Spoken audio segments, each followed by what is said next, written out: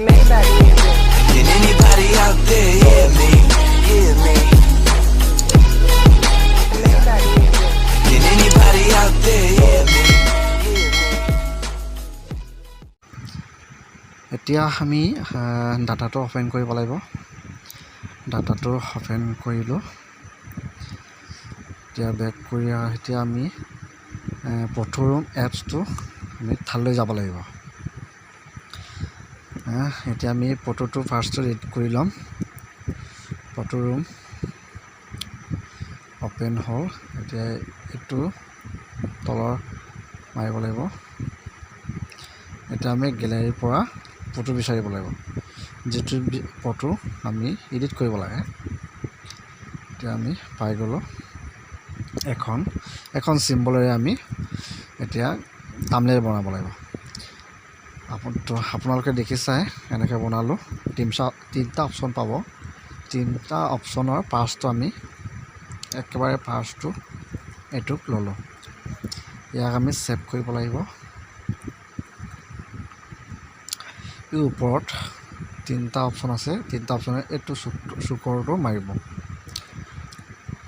আপোনালোকে দেখিছাই এতিয়া এনেকৈ কৰিলোঁ ছেভ কৰিলোঁ এতিয়া অ'কে ছেভ কৰিলোঁ ৰাইট এতিয়া আমি বেক কৰিব লাগিব এতিয়া আমি ডাটাৰ প্ৰয়োজন নাই এতিয়া আমি পিক্সেল এপলৈ যাব লাগিব পিক্সেল এপ এপছটো আকৌ এডিট কৰিম তাতে আমি থাম্বনেইলটো বনাম এতিয়া আমি ফটোৰুমৰ এডিট কৰাটো আমি লৈ গ'লোঁ এনেকৈ আমি কাটিং কৰিলোঁ এনেকৈ আমি জোখত কাটিং কৰিলোঁ এনেকৈ বনাইলোঁ এতিয়া আমি এইটো গৰণীয়া চিম্বল টকাত আমি এতিয়া নিজৰ ফটোখন লগাব লাগে আপোনালোকেও নিজৰ ফটোটো লগাব পাৰে এতিয়া আমি ওপৰত যোগ টকাটো আমি মাৰিব লাগিব মাৰিলে এতিয়া আমি কি কৰিব লাগিব গেলাৰীত যাই ফটো এতিয়া চিলেক্ট কৰিব লাগিব আমি ফটোটো এনেকৈ চিলেক্ট কৰিলোঁ এনেকৈ আমি ইয়াকো কাটিং কৰিব লাগিব কাটিং কৰিছোঁ কাটিং কৰি এনেকৈ তলৰ ৰাইটটো দিওঁ এতিয়া আমি আৰু কি বনাব লাগিব যাতে চিম্বলত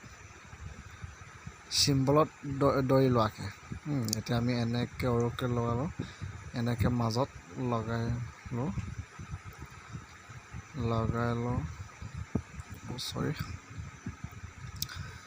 এনেকৈ আমি জোখত সজাই ল'লোঁ এতিয়া আমি নিজৰ ইউটিউব চেনেলটোৰ নামটো লিখিব লাগিব আপোনালোকে নিজৰ ইউটিউব চেনেলটো টেক্সটত গৈ এডিট কৰিব লাগিব এতিয়া আমি টেক্সটত গৈ নেক্সট টেগ বুলি ওপৰত আছে এইটো আমি ক্লিক কৰিলোঁ তলত অলপ লৈ মেলি ক্লিক কৰি এতিয়া আমি এইটো এডিটলৈ যাওঁ এডিটত আমি নেক্সট টেক্সটটো আমি কাটি ল'ব লাগিব কাটি মেলি এতিয়া আমি নিজৰ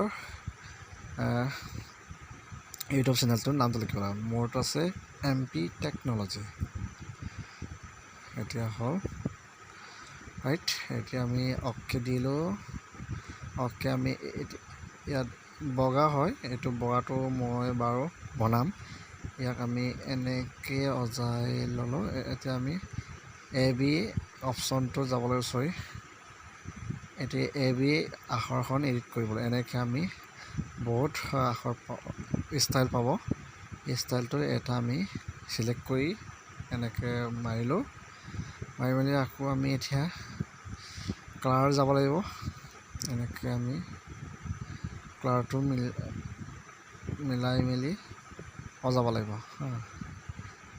এনেকৈ আমি কালাৰ মিলাব লাগিব এইটো হ'ল ৰাইট এতিয়া হ'ল ৰাইট দিব লাগিব ৰাইট আকৌ আৰু এটা অজাব এইটো কালাৰটো দিলোঁ ৰেড কালাৰ ৰাইট আৰু এটা চাই ল'ব লাগিব ইয়াতো এনেকৈ মিলাই ল'লোঁ আমি ভালকৈ সুন্দৰটো বিচাৰিব লাগিব এনেকৈ হ'ল এতিয়া আমি এনেকৈ এইটো MP টেকন'লজিৰ মাজত দিলোঁ আৰু নিজৰ ফটোখন দিলোঁ এতিয়া আমি নামটো টেগ কৰিব লাগিব নামটো ইয়াত দিব পাৰিব আমি টেগলৈ গ'লোঁ ট্ৰেকত গৈ এতিয়া আমি নিজৰ নামটো লিখিব লাগিব। মোৰ নামটো হৈছে মনিৰাজ ফাইং, MONIRAJ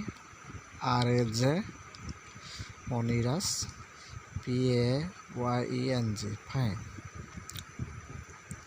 অ'কে দিব লাগিব। এতিয়া আমি তললৈ নিব লাগিব, সৰুকৈ এইটো নহ'ব, এনেকৈ দিব লাগিব, তলত নিব লাগিব। এনেকৈ সজাই ল'লোঁ। সজাই মেলি আমি আখৰ ষ্টাইলত যাব লাগিব। ইয়াত আমি চিলেক্ট কৰিব লাগিব কোনটো ষ্টাইলত দিব। চিলেক্ট কৰিলোঁ। অ'কে।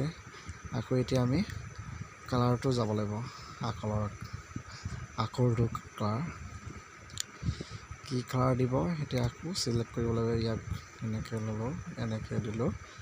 এতিয়া ক'লা হৈ গ'ল এইটো। আকৌ এইটো নহ'ব, ইয়াক দিলোঁ ৰেড কালাৰ, ৰাইট চেইন। আকৌ এনেকৈ চালোঁ, ৰেড কালাৰকৈ দিলোঁ। এনেকৈ তিনিটা যিমান পাৰে আপোনালোকেও মিলাই ল'ব পাৰিব। এইটো যিমান পাৰে আপোনালোকে কালাৰটো নিজৰ চকুৰ মতে ভালটো বিচাৰিব লাগিব।